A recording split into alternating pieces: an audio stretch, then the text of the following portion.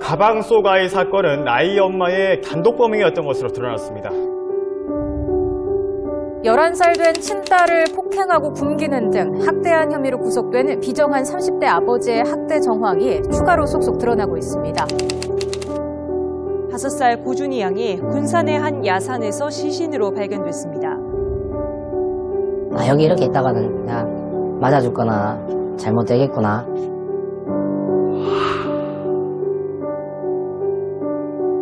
엄마하고 같이 죽은 아이들이나 동반 자살해서 그런 사건들을 보면 동질감을 많이 느껴요.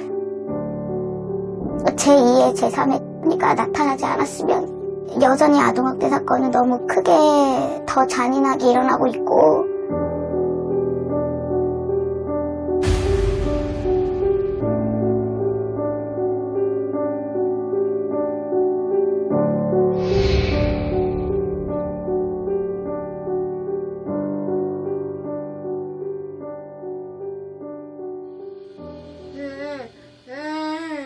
사 년 전 일어났던 끔찍한 사건은 도연이와 엄마의 인생을 송두리째 앗아갔습니다. 올해로 6살이 된 도연이. 말하는 것은 물론 혼자서는 앉지도 못합니다. 4년 전 그 사건으로 뇌병변 1급 장애 진단을 받았습니다. 그냥 내가 지켜주지 못했구나 이런 마음이 아직도 너무 커요. 사실은 한 집에 살면서 엄마라는 사람이 그냥 실수라고 말하고 무릎 꿇고 울면서 얘기하는 그 사람의 말만 믿고 너무 미안해요.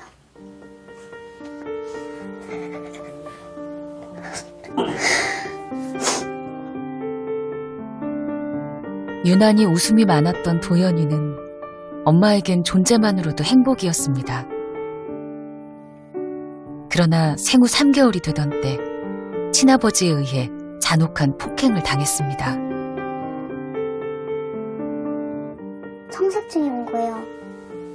응급실을 갔는데 간호사가 를 보자마자 청색증 환자라고 소아라고 그러면서 소아과 선생님이랑 이제 심폐소생술 가능한 선생님이랑 호출을 해가지고 왔어요. 왔는데 CT를 찍었는데 거기에서 이제 두개골 골절. 그냥 너무 놀라서 왜? 이렇게 돼버리는 거죠. 계속 끝까지 자기는 모른다. 근데 이제 거기서 그렇게 떨어진 것 같다. 그냥 그것만 계속 얘기를 했었어요. 작고 여린 아기에게 남편은 지속적인 폭행을 가했습니다. 매번 실수에 의해 멍이 들고 상처가 났다고 변명했고 폭행은 민정 씨가 잠시 자리를 비운 사이 일어났습니다.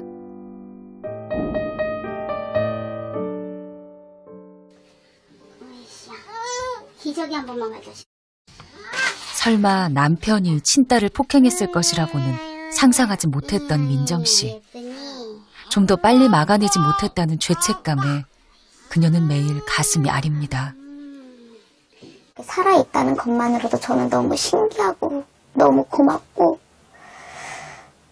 그 고통 속에서 혼자 이렇게 이겨냈다는 게 너무 미안하고. 민정 씨는 사건이 있기 전부터 수차례 남편을 의심해 다그쳤지만 직접적인 폭행의 증거를 잡아내기가 쉽지 않았습니다. 자기가 이렇게 를 안고 이렇게 기대에 있다가 갑자기 자기도 모르게 이렇게 스르르 졸았대요. 그러니까 팔에 힘이 빠지니까 애가 이렇게 됐을 거 아니에요. 그러니까 갑자기 애가 툭 떨어지는 것 같으니까 얼른 자기도 놀라서 확 이렇게 했다는 거예요. 너무 화가 나서 이럴 거면은 그냥 내가 애 보겠다고. 그러니까는 걔는 나도 나름 되게 열심히 노력하고 있는데 나를 왜 믿지도 못하고 왜 나한테만 이렇게 하냐. 되게 서운하다. 그러면서 되게 억울해하는 거예요. 오히려 자기가 더. 늘 억울함을 호소했던 남편. 설마 했던 막연한 믿음이 진실을 외면하게 만들었는지도 모릅니다.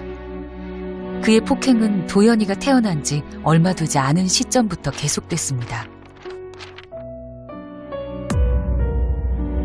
폭력은 시간이 갈수록 점차 수위가 높아졌습니다. 결국 참혹한 범행을 저지른 후 끝이 난 학대.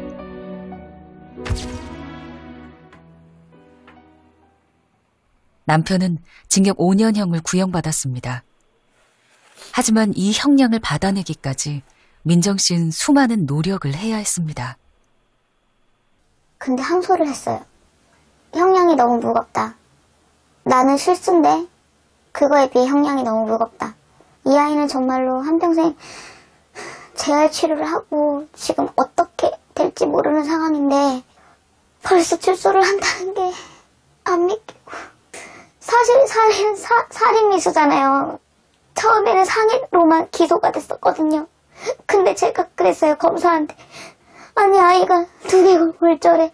내 손상이 이렇게 심해서 애가 지금 이렇게 누워만 있는데 이게 어떻게 상해냐고. 이게 어떻게 상해냐고.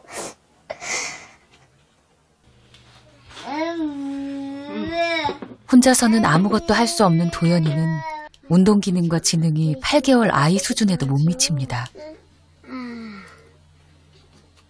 재활 치료비만도 한 달에 100여만 원. 하루 종일 도연이를 돌보느라 직장 생활도 할 수 없는 민정 씨는 생활고에 시달리고 있습니다.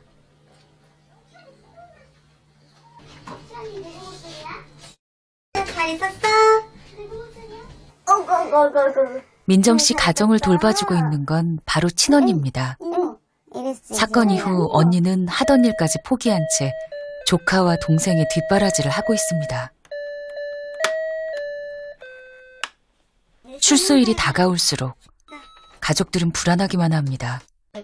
무엇보다 주변 사람들의 시선에 더 큰 상처를 받고 있습니다. 뭐라고 주변에서 하냐면 대단히 큰 죄를 지었나 보네요. 5년이면. 5년이 중형이에요, 우리나라는. 아동학대에 대해서. 아빠가 그럴 수도 있지. 아직까지도 이런 인식이 되게 많고요. 그래도 아빠인데 어떻게 이혼을 해? 그래도 아빠한테 어떻게 처벌을 해? 실제로 그렇게 얘기하는 사람들이 너무 많아요. 애 아빠인데 그래도 같이 살아야지. 용서하고 살아야지. 이게 용서하고 말고 할 문제가 아니잖아요.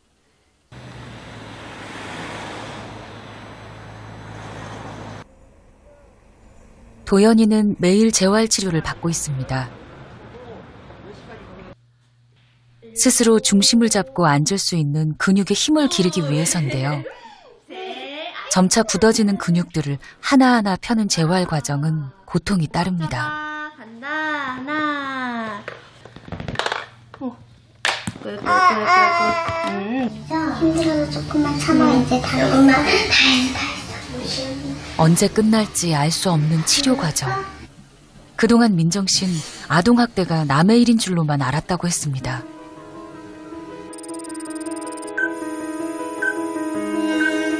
국내 아동학대 사건은 매해 빠르게 증가하고 있고 아이들의 생명까지 위협하고 있습니다. 그런데 이런 아동학대의 심각성은 80%가 가정에서 친부모에 의해 은밀히 이루어진다는 점입니다.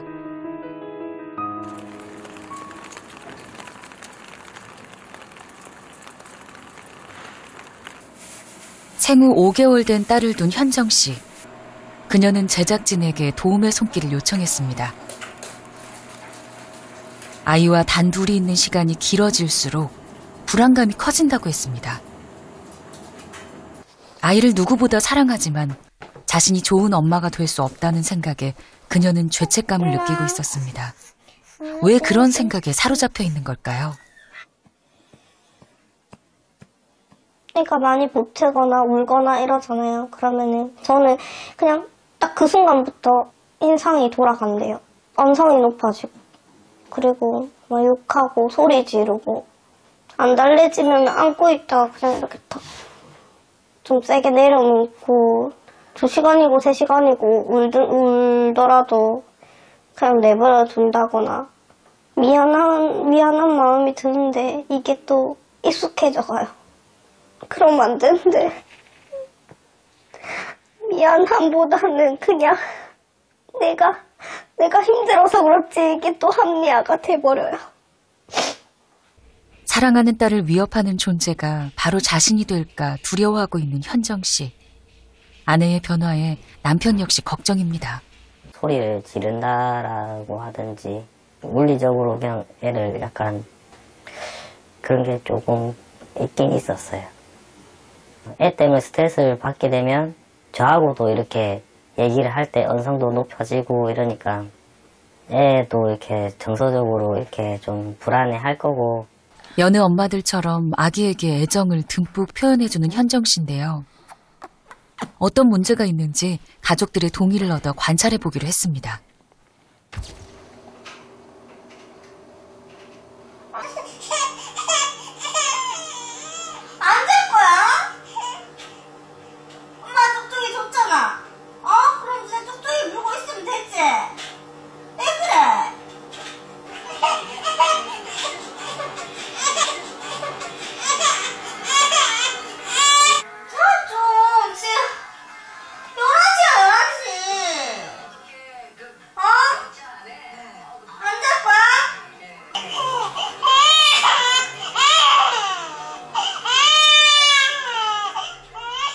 현정 씨는 아기의 울음소리에 유난히 예민한 모습이었습니다. 4시간 없이 그냥 하루 종일 이 아이만을 위해서 있어야 되니까 그냥 나라는 사람도 없고 제 생활이 아예 보장이 안 되는 것 같아요. 친구를 만나는데 이것까지는 안 바래요. 화장실을 간다거나 내 밥을 먹는다거나 씻을 수 있다거나 이 정도만 해도 될 것 같은데 그것도 보장이 안 되니까 그게 너무너무 힘들어요. 온종일 아이와 씨름해야 하는 현정 씨는 산후 우울증이 찾아온 듯 보였습니다. 몸이 좀 심을까? 아내의 이런 감정 기복에 부부싸움도 잦아졌습니다.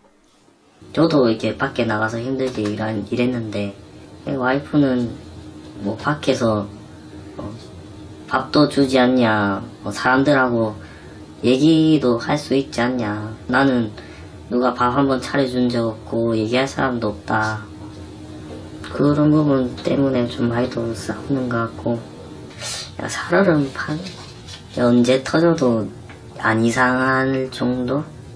누가 한 명이 못 참으면 같이 이렇게 싸우자고 이렇게 덤비니까 언젠가는 저도 모르게 이렇게 폭발을 하고 이렇게 하게 될 텐데 언제가 될지 그게 좀 저도 무섭죠. 남편은 아내의 육아 스트레스를 조금이라도 줄여보기 위해 노력하고 있었습니다. 아이고 좋아, 아이고 좋아. 귀도 씻고 목도 씻고. 그러나 심신이 지친 아내에겐 이 역시도 부족할 수밖에 없습니다. 밥 먹는 시간, 화장실 가는 시간도 보장이 안 되니까 자기가 들어오자마자 30분 바짝 빨리 쓰레기 갖다 빨리 하나라도 해주면 내가 하는 수월하잖아. 너무너무 힘들어.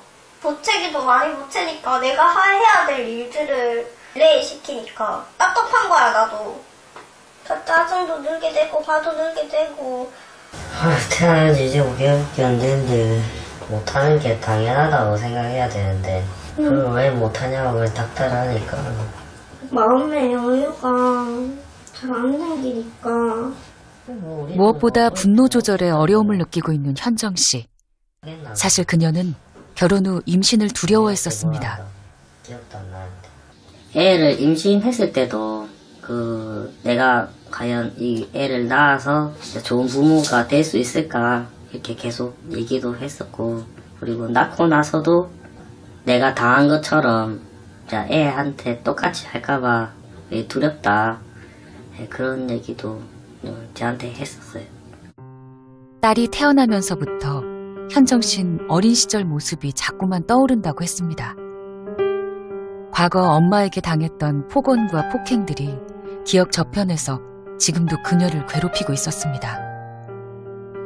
하루는 유리컵을 가지고 놀고 있었는데 그걸 깨트렸어요. 깨트렸는데 다른 부모님들 같으면 감싸주신다고 생각을 하시는데 가위를 들고 오셔가지고 옷을 다 자르시는 거예요. 제가 입고 있는 옷을 그대로.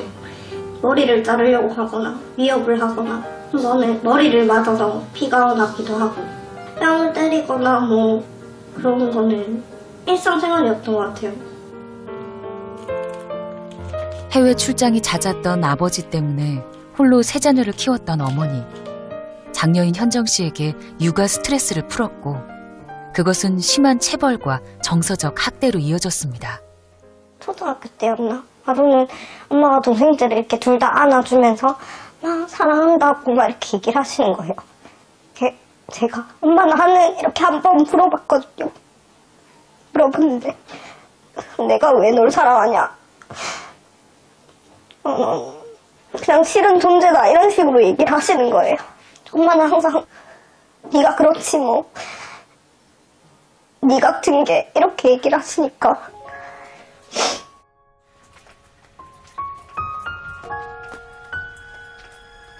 엄마하고 같이 죽은 아이들이나 동반 자살해서 그런 사건들을 보면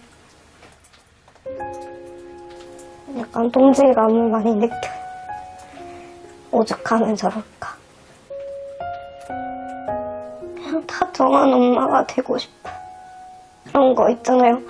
뭐 TV나 영화에서 보면 애기한테 맛있는 것도 해주고 노래도 불러주고 책도 읽어주고 엄마하고 있으면 행복하다라고 느낄 수 있는 그런 엄마가 되고 싶어요.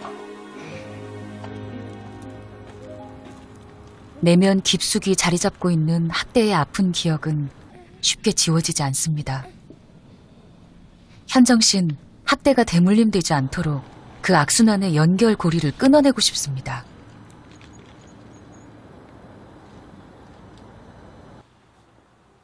극도의 육아 스트레스와 감정 조절에 어려움을 호소하고 있는 현정 씨의 심리 상태는 어떤지 자세한 검사를 진행해봤습니다. 검사 결과는 예상보다 더 심각했습니다. 우울감과 분노감이 매우 위험한 상태였습니다. 대인 관계가 지금 굉장히 안 되고 있고 그리고 문제 해결 능력이 지금 굉장히 안 되고 있어요. 그래서 외부로부터 오는 자극들이 특히 아이가 운다든가 그다음에 집에서 내가 생각하지 않았던 일들이 생긴다든가 뭐 이런 것에 대한 대처 능력이 없다 보니까 굉장히 우울도가 높고 자살 시도도 하지 않았을까라는 어떤 생각이 들 정도로 지금 상황에 심리적으로 불안정한 상태가 지금 보여지고 있습니다. 자기의 감정 컨트롤이 감정 조절이 스스로 안 될 때가 있거든요. 그럴 때는 조금 치료를 받는 게 좋습니다. 필요하면 약물을 통해서 이루어진다든지 이런 적극적인 어떤 방법을 찾아 나서야지 그냥 이러다 말겠지 뭐 참자 아니면 뭐 어쩔 수 없다라는 식의 태도는 문제가 결코 해결되지 않죠.